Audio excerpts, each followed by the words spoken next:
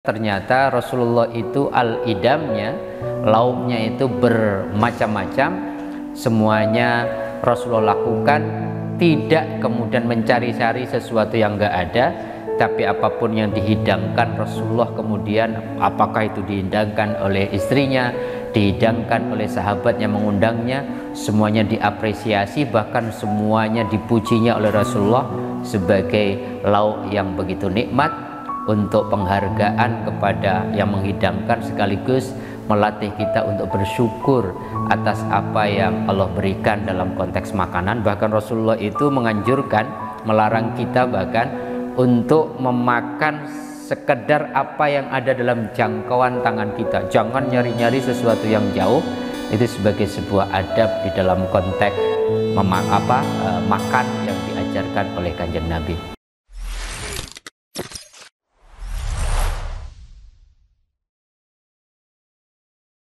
Assalamualaikum warahmatullahi wabarakatuh. Sahabat-sahabatku, pemirsa channel Tauhid Cinta, ketemu kembali. Kita akan melanjutkan pengenalan kita akan sosok manusia luar biasa Nabi besar Muhammad SAW lewat sebuah karya yang sungguh luar biasa dari Abi Isa Muhammad bin Isa At-Tirmidzi, yaitu Syama'il Muhammadiyah.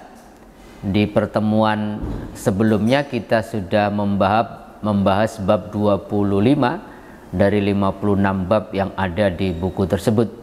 Hari ini kita akan membahas satu bab yang terdiri dari beberapa riwayat dari hadis-hadis Nabi yang membincangkan tentang lauk favoritnya Rasulullah, atau dalam bahasa Arab al-idamu atau al-admu. Al-idam yaitu lauk, itu segala sesuatu yang dimakan bersama makanan pokok, yang biasanya tujuannya itu untuk menambah rasa nikmat atas makanan pokok yang kita makan tadi. Ternyata Rasulullah itu dalam riwayat yang sampai kepada kita itu punya makanan lauk pauk untuk menemani makanan pokoknya dengan berbagai macam lauk pauk yang kemudian kita bisa tahu dari riwayat-riwayat yang disampaikan oleh beberapa sahabat, tentunya berdasarkan pengalaman mereka makan bersama Rasulullah.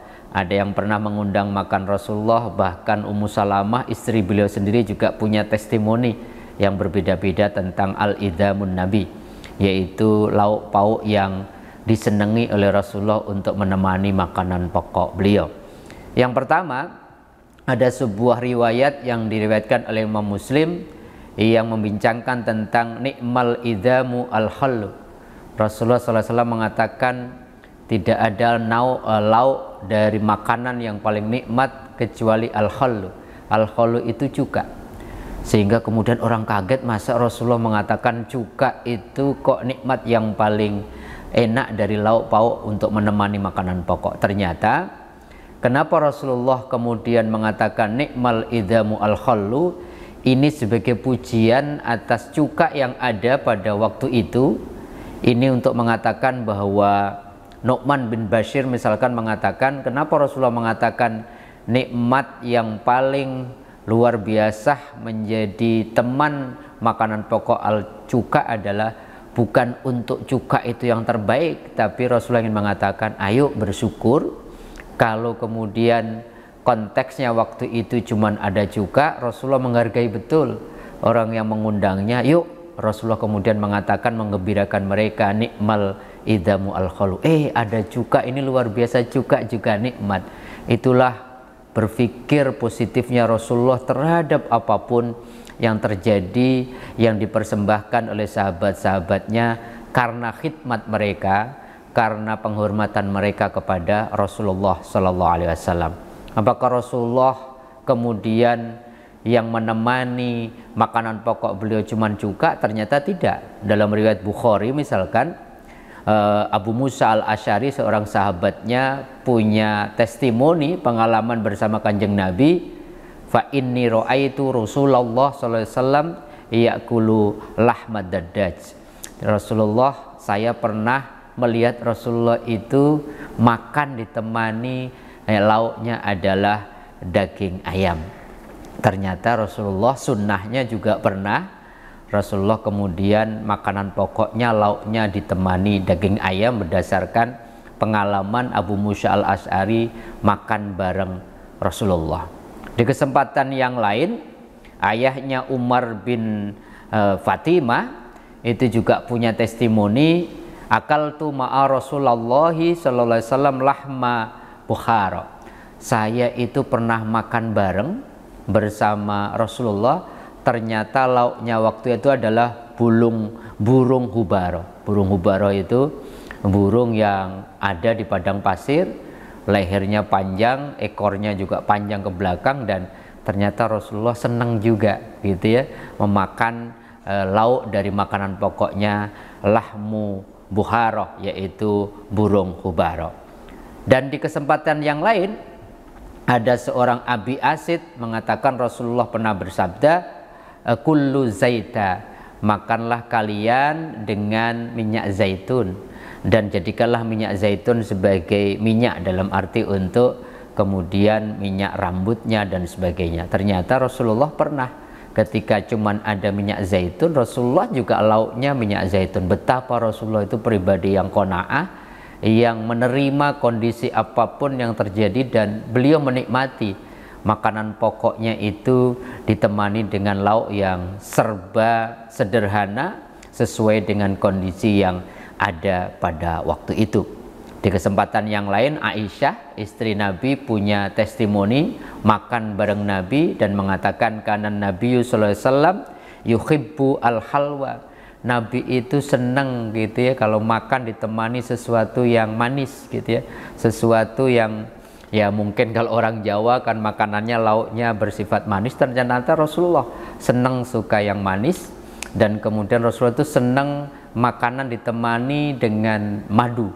Jadi kalau di Arab itu kan kemudian roti makanan pokoknya dimakan dengan madu, dicampur dengan madu, itu Rasulullah juga kemudian pernah melakukannya berdasarkan testimoni pengalaman Aisyah istri beliau sendiri.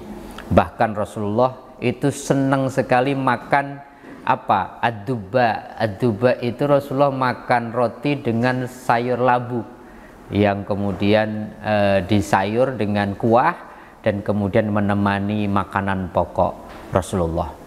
Tetapi pada kesempatan yang lain, Ummu Salamah, seorang istri Nabi, juga pernah mengatakan Ummu Salamah pernah menghidangkan zamban wasfiyan, pernah menghidangkan daging panggang, dan Rasulullah kemudian diceritakan di situ makan daging panggang tadi, dan setelah makan Rasulullah itu langsung sholat isya dan tidak berwudu.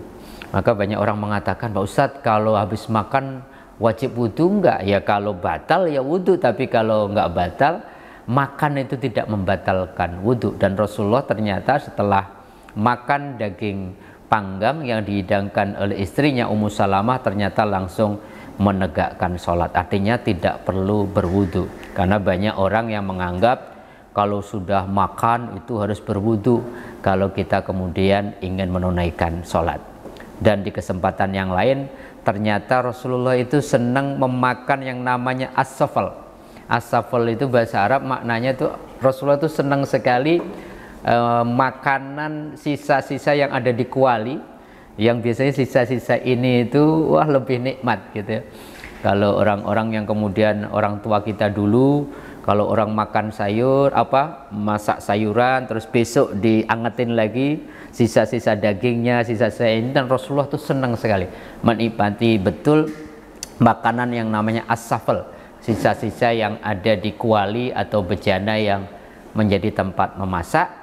Dan di kesempatan yang lain, ternyata Rasulullah juga makan ditemani dengan kurma. Rasulullah itu kadang-kadang makanan pokok rotinya cuman dimakan dengan lauk kurma, dan itu nikmat buat Kanjeng Nabi. Dari beberapa riwayat yang tadi saya sampaikan, ternyata Rasulullah itu al-idamnya, lauknya itu bermacam-macam, semuanya Rasulullah lakukan, tidak kemudian mencari-cari sesuatu yang enggak ada, tapi apapun yang dihidangkan Rasulullah kemudian, apakah itu dihidangkan oleh istrinya, dihidangkan oleh sahabat yang mengundangnya, semuanya diapresiasi, bahkan semuanya dipujinya oleh Rasulullah sebagai lauk yang begitu nikmat, untuk penghargaan kepada yang menghidangkan sekaligus melatih kita untuk bersyukur atas apa yang Allah berikan dalam konteks makanan. Bahkan Rasulullah itu menganjurkan, melarang kita bahkan untuk memakan sekedar apa yang ada dalam jangkauan tangan kita. Jangan nyari-nyari sesuatu yang jauh. Itu sebagai sebuah adab di dalam konteks makan yang diajarkan oleh Kanjeng Nabi.